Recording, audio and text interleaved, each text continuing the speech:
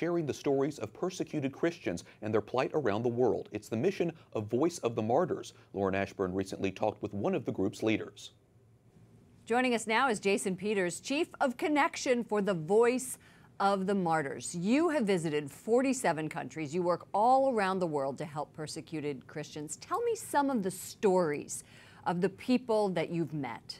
I was in Iraq. I know you were in Iraq not long ago. I was there again recently, and I remember meeting with this man who had lost everything. I mean, his future, everything that he owned was gone.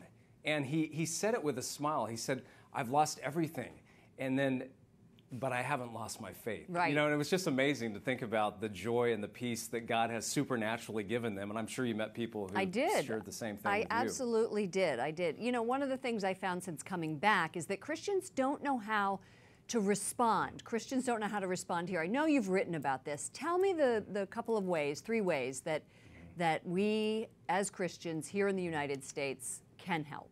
Well, one of the things that we encourage people to do is to really learn from their example. I mean, if you think about the faith and the courage of these persecuted Christians, it's inspirational.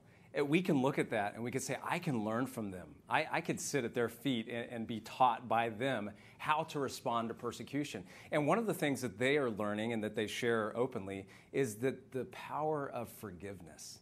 They're not filled with bitterness. They're overcoming. They're learning to respond in a way that makes a difference in their community. What do you believe needs to be done on an international and on a U.S. level to help these people around the world? Well, one of the things I'm excited to see is that the current administration in the U.S. is actually calling Islamic extremism Islamic extremism.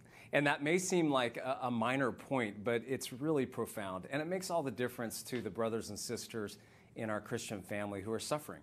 And I think it's important for us to just be clear about the terms, because these people are radicalized, they are extremists, and they are wreaking havoc. I will say this, though, even in the midst of that opposition and that struggle, the people of faith are shining through. Their lights are shining brightly in the midst of this. I met a guy who was shot in the face, literally.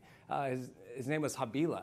And he actually said, if I ran into the guy who shot me in the face today because of my Christian faith, I would embrace him and I would tell him that I forgive you. How many people can say that? And it's certainly remarkable. not here. And I think that the other thing here is that people take advantage of their faith and of their ability to practice. You've been to these 47 countries. Jason Peters, Chief of Connection for the Voice of Martyrs, thank you so much for joining us. Yeah, it's an honor, Lauren. It's an honor to be their voice.